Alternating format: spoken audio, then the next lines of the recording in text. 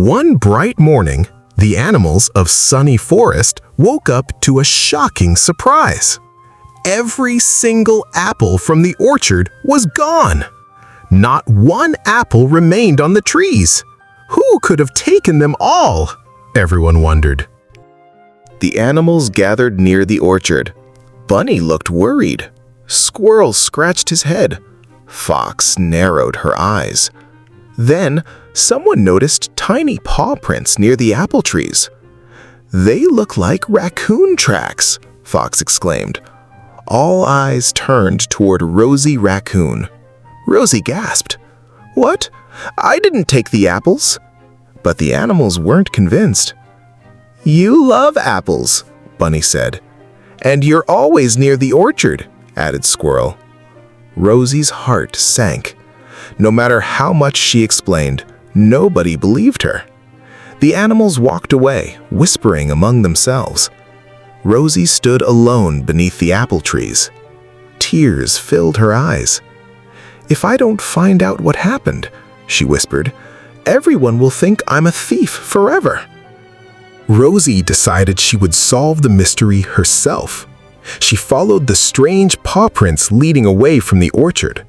The trail wound through the forest. Along the way, Rosie searched for clues. Near the river, she found a half-eaten apple. She thought. This apple is much bigger than anything a raccoon could carry. She continued walking. Soon, she met Owl. "Owl, did you see anyone near the orchard last night?" Rosie asked. Owl thought for a moment. "I heard heavy footsteps after midnight," said Owl. Heavy footsteps? Rosie looked at the ground. The paw prints suddenly seemed larger than she first noticed. Maybe they weren't raccoon prints after all. Rosie followed the trail deeper into the woods. The footprints led across a meadow and toward the hills. As she walked, she found more clues. Broken branches, apple cores, and even a few red apple peels. Someone had definitely carried the apples this way.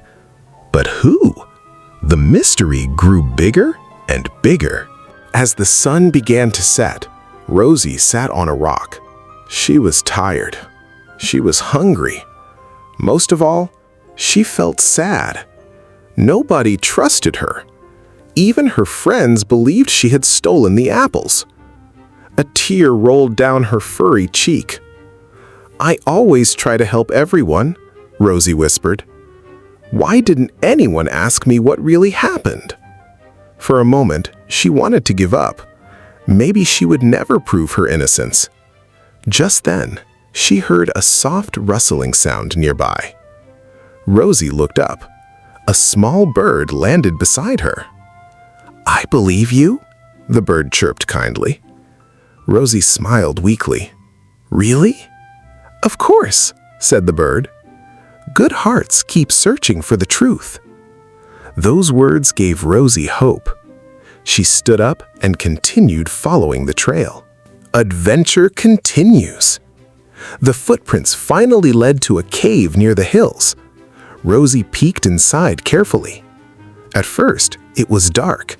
Then she saw something surprising. Piles and piles of apples. The missing apples were stacked all around the cave. Rosie's eyes widened. "I found them!" Suddenly, a large shadow moved. Rosie jumped back. Out stepped a huge brown bear. The bear looked embarrassed. "Oh dear," he said softly. "I suppose those apples belong to the orchard." Rosie nodded. "The animals have been looking everywhere for them." The bear sighed. "I'm sorry. I was very hungry. The dry season left little food in the hills. I planned to return and explain, but I fell asleep after carrying all the apples." Rosie listened carefully. The bear didn't seem mean. He just looked tired and ashamed. "Come with me," Rosie said. "The others need to hear the truth." The next morning, Rosie returned to the orchard with the bear. The animals gasped. It wasn't Rosie, Bunny exclaimed. The bear lowered his head. I took the apples, he admitted. I'm sorry for causing trouble. The animals felt terrible.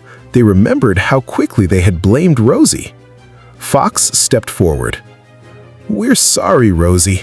We should have listened to you. Bunny nodded. We judged you before knowing the truth. Squirrel added, Can you forgive us?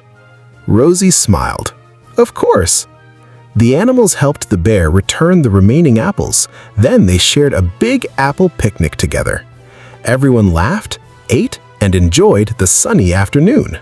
And from that day on, the animals promised to always look for the truth before making accusations. Moral lesson of the story: always learn the truth before judging someone. Being fair means listening, asking questions, and understanding the whole story.